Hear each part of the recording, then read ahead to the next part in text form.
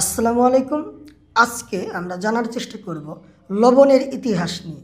প্রাচীনকালে মিশরীয়রা লবণকে অত্যন্ত পবিত্র বস্তু মনে করত। তারা লবণের সাহায্যে মৃতদেহকে মমিতে পরিণত করে পিরামিডে যেয়ে রেখে আসত, কারণ তাদের বিশ্বাস ছিল যে এই মমিকৃত মৃতদেহটা পরবর্তীতে তাদের দেবতা আনুবিসের সাহায্যে পরলোকে গমন করতে পারবে। মিশরীয়রা মমি করতে যেই লবণটা ব্যবহার করত সেটা তারা সমুদ্র থেকে তৈরি করতো না, সেটা তারা ওয়াদি এল নেট্রন নামক একটা পর্বত আছে, সেই পর্বতের পাদদেশে তারা খনন করে ভূগর্ভস্থ লবণ উত্তোলন করে সেই লবণের সাহায্যে তারা মমি তৈরি করত। প্রাচীনকালে যতগুলো সিভিলাইজেশন আছে কেউই কিন্তু এই সমুদ্রের পানি থেকে বাষ্পীভবনের মাধ্যমে লবণ তৈরি করার প্রসেস বা পদ্ধতি সম্পর্কে অবগত ছিল না। তারা মূলত ভূগর্ভস্থ বা মাটির নিচের লবণ এর উপর নির্ভরশীল ছিল। খনন কার্যের মাধ্যমে লবণ উত্তোলন করে সেগুলো বিক্রি করা হতো, তাই লবণের দাম ছিল অত্যন্ত বেশি। লবণকে অনেক সময় কারেন্সি বা মুদ্রা হিসেবেও ব্যবহার করা হতো। প্রাচীনকালে রোমান সিভিলাইজেশনে লবণকে মুদ্রা হিসেবে ব্যবহার করা হতো। শ্রমিকদের মজুরি দেওয়ার সময় মুদ্রার পরিবর্তে লবণের টুকরা দেওয়া হতো, কারণ লবণ ছিল অত্যন্ত দামি এবং একটি বিলাসিতার বিষয়। খুব বিলাসপ্রিয় মানুষেরাই খাবারের সাথে লবণ ব্যবহার করত। বর্তমানে স্যালারি শব্দটাও কিন্তু স্যালারিয়াম শব্দ থেকে আসছে, যার অর্থ লবণ কেনার জন্য প্রয়োজনীয় অর্থ। প্রাচীনকালে রাজা বাদশারা লবণের উপর কর লাগায় রাখত, কারণ সাধারণ মানুষজন এই লবণ খাইতে অভ্যস্ত হয়ে গেছিল। এটা আসলে একটা ম্যাজিকের মতো ব্যাপার ছিল যে মাটির নিচ থেকে পাথরের মতো খণ্ড বা চাই উঠানো হচ্ছে, সেটা গুঁড়া করে আবার খাবারের সাথে মিশিয়ে খাইলে খাবারের টেস্ট বা স্বাদ বেড়ে যায়। তাই মানুষজন এটাকে বিলাসিতার বস্তু হিসেবে গ্রহণ করত। সাধারণত উচ্চ পদস্থ ব্যক্তিরা খাবারের সাথে লবণ খাইত। দরিদ্র ব্যক্তিরা খাবারের সাথে লবণ খাইতে পারত না, কারণ লবণ কিনতে অত্যাধিক বেশি মাত্রায় অর্থ খরচ করতে হইতো। ফ্রান্স, ইংল্যান্ড সহ বিভিন্ন সাম্রাজ্যে আমরা দেখতে পাই রাজা বাদশারা লবণের উপর কর লাগায় রাখত। 14 শতকে ফ্রান্স এবং ইংল্যান্ডের মধ্যে যুদ্ধ লেগেছিল। ফ্রান্সের রাজা ফিলিপ কোষাগার ভরার জন্য সাধারণ জনগণের ওপর কর চাপায়া দেন। তিনি সমস্ত বস্তুর উপর কর না চাপায়া লবণের উপর কর চাপান, যেটাকে বলা হয় গ্যাবেল কর।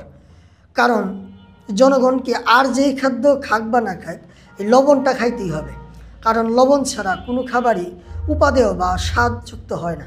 ফলে সাধারণ জনগণের মধ্যে অসন্তুষ্টি বাড়তে থাকে। দেখা যাইত ফ্রান্সের একটা এলাকায় লবণের যে দাম, আরেকটা এলাকায় লবণের দাম তার থেকে 10 গুণ বেশি। ফলে লবণের চোরাচালানি এবং অবৈধ পথে লবণ আমদানি রপ্তানি হইতে থাকে। সাধারণ জনগণ ফ্রান্সের রাজবংশের ওপরে ক্ষিপ্ত হয়ে বিভিন্ন আন্দোলন করতে থাকে, শেষ পর্যন্ত যেটা ফরাসি বিপ্লবের রূপ নেয়। এদিকে 1648 সালে মস্কোতে একটা রাইট হয়, অর্থাৎ দাঙ্গা বাঁধে। এই দাঙ্গা কোনো জাতিগত দাঙ্গা ছিল না। দাঙ্গার মূল কারণ ছিল রাশিয়ান জার অ্যালেক্সি লবণের ওপর কর ধার্য করছিলেন, কারণ কোষাগারে টান পড়ছিল। রাশিয়ান সাধারণ জনগণ লবণাক্ত মাছ খাইতে অভ্যস্ত হয়ে গেছিল। উচ্চ পদস্থ সম্মানীয় ব্যক্তি থেকে শুরু করে দরিদ্র ব্যক্তি সবাই লবণাক্ত মাছ খেতে পছন্দ করত। কিন্তু লবণের ওপর অস্বাভাবিক মাত্রায় কর ধার্য করার কারণে রাশিয়ান সাধারণ জনগণ বিদ্রোহ করতে থাকে। কারণ এই লবণ উৎপাদন করতে কর দিতে হইতো, বিক্রয় করতে গেলেও কর দিতে হইতো, আবার ক্রয় করতে গেলেও কর দিতে হইতো। তাই 1848 সালে একটা দাঙ্গা বাঁধে এবং এই দাঙ্গায় বড় বড় উচ্চ পদস্থ কিছু কর্মকর্তা এবং রাশিয়ান বিভিন্ন মন্ত্রীদেরকে সাধারণ জনগণ ধরে ধরে হত্যা করে। বাধ্য হয়ে জার অ্যালেক্সি সাধারণ জনগণের কাছে ক্ষমা চান এবং লবণের ওপর থেকে কর সরিয়ে নেন।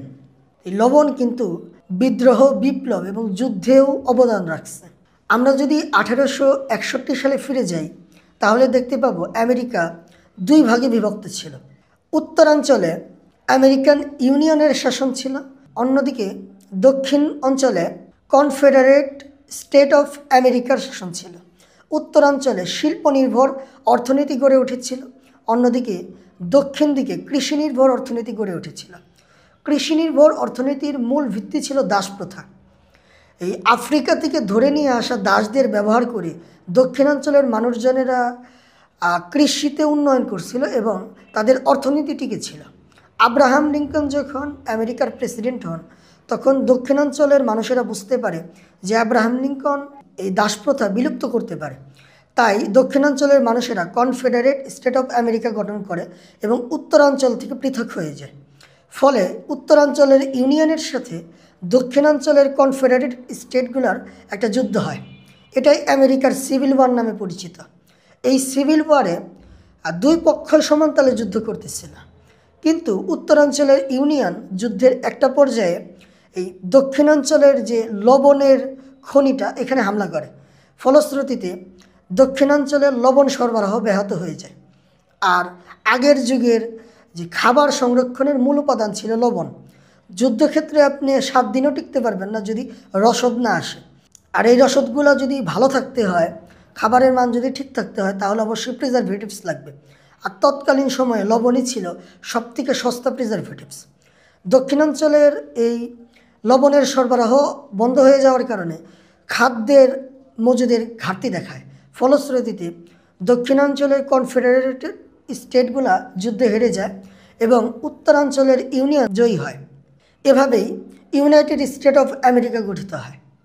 সালটা ছিল 1930। গুজরাতের আহমেদাবাদের সবরমতী আশ্রম থেকে মহাত্মা গান্ধী ডান্ডি গ্রামের উদ্দেশ্যে একটি পদযাত্রা করেন। লাখ লাখ মানুষ তার অনুগামী হয়। উদ্দেশ্যটা কি?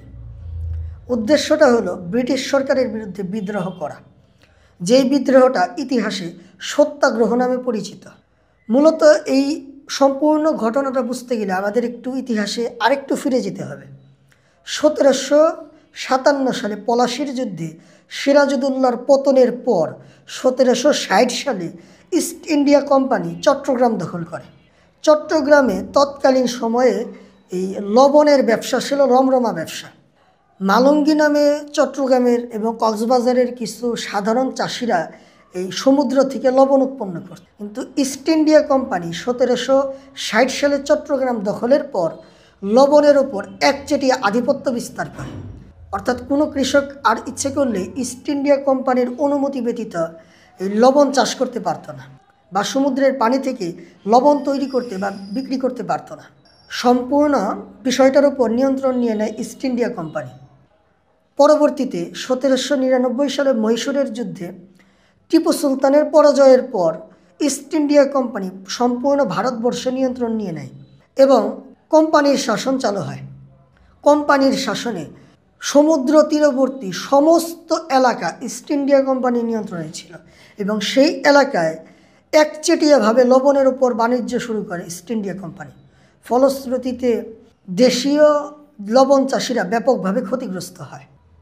1930 সালে মহাত্মা গান্ধী তার গ্রামের বাড়ি গুজরাটের আহমেদাবাদ শহরের সবরমতী গ্রাম থেকে ডান্ডি গ্রামের উদ্দেশ্যে পদযাত্রা শুরু করেন।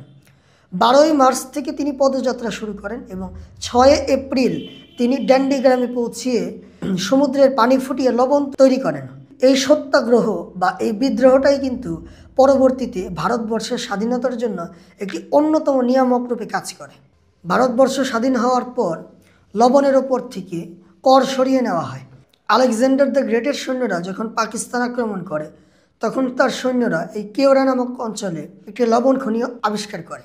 পরবর্তীতে প্রায় 2000 বছর এই লবণ খনি পরিত্যক্ত অবস্থায় ছিল, কিন্তু মোগল আমলে পাকিস্তানের এই কেওড়া লবণ খনি থেকে বাণিজ্যিকভাবে লবণ উত্তোলন করা শুরু হয়। বর্তমানে পাকিস্তানের এই কেওড়া লবণ খনিটি একটি দর্শনীয় স্থান এবং পাকিস্তানের জন্য লবণ উৎপাদনের সবথেকে বড় লবণ খনি হিসেবে বিবেচিত। বাৎসরিক প্রায় 3.5 লাখ টন লবণ উৎপাদন করা হয় কেওড়া লবণ খনি থেকে। কেওড়া লবণ খনিতে লবণের তৈরি মসজিদ, লবণের তৈরি বিভিন্ন অবকাঠামো সহ লবণের তৈরি ক্লিনিকও বিদ্যমান আছে। সর্বপ্রথম ইংল্যান্ডই লবণ ব্যতীত অন্য কোনো একটা পণ্যের উপর নির্ভর করে তাদের কোষাগার বৃদ্ধির চিন্তা ভাবনা করে, সেটা ছিল মশলা। আমরা পরবর্তী পর্বে এই ইস্ট ইন্ডিয়া কোম্পানির সাহায্যে কিভাবে ব্রিটিশরা ভারতবর্ষ সহ আশেপাশের জায়গা থেকে মশলার বাণিজ্যের মাধ্যমে এখন এত ধনীতে পরিণত হয়েছে সে সম্পর্কে আলোচনা করব।